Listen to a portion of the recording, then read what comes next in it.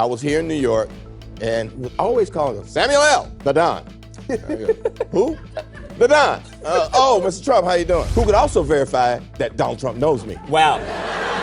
Imagine sitting across from a man who has spent decades building himself into an untouchable myth. Now imagine watching that myth crumble live on camera by his own words, his own ego, and the one person he never expected to outmaneuver. That's exactly what happened the night Donald Trump sat across from Samuel Jackson and didn't realize he was seconds away from losing the one thing he cared about, control.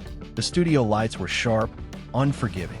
The crowd hushed in anticipation, sensing something seismic humming beneath the surface. Jackson sat still as carved stone, every inch of him radiating calm fury. Trump paced, adjusting his jacket, convinced he was about to dominate them. He had no idea the bill for a lifetime of bravado was about to come due. Jackson didn't start with a joke. He didn't start with a threat.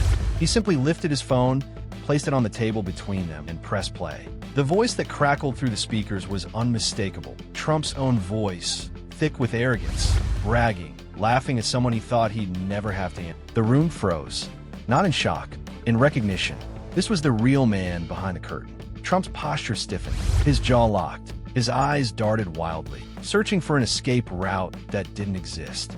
When the recording ended, the silence that followed was suffocating. Jackson didn't move, didn't blink, didn't smile. He just folded his arms and waited for the fallout. Trump tried to laugh it off, but it came out clipped and brittle. You know, people take things out of context, he sputtered. Jackson didn't respond.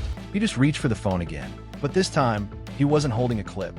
He was holding proof. Donnie, he said quietly, we're going to do this right. We're going to let the American people hear you exactly as you are. And with that, he played the second recording. This one was nuclear. Trump bragging about manipulating numbers. Trump mocking someone in his own inner circle. Trump bragging, again, about a win that was never supposed to see daylight. The crowd reacted like they'd been punched. Trump's face drained to chalk.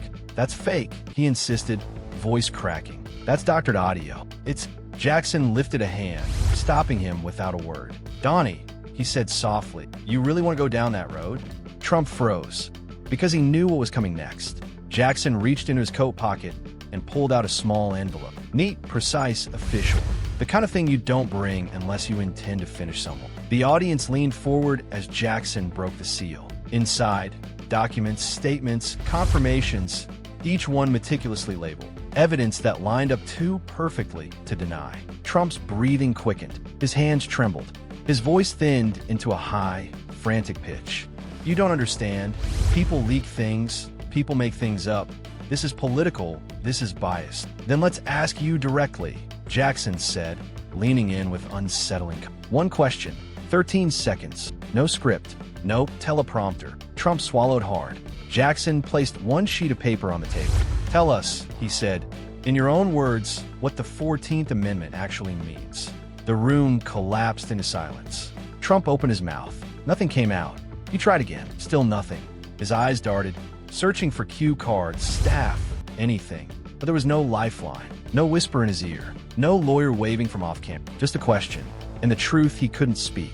13 seconds passed. Jackson sat back, satisfied. That's what I thought, he said. Then, turning to the audience, Section 3. You take an oath, then betray that oath. You don't get to hold office. That's the law. The crowd erupted. Trump pushed back his chair, shaking, furious, humiliated. He muttered something about a setup, called the interview disgusting, and stormed off the stage. Jackson didn't follow. He didn't raise his voice. He didn't need to. Trump had destroyed himself. One recording, one question, one truth at a time. And for the first time in his public life, the mask didn't slip. It shattered.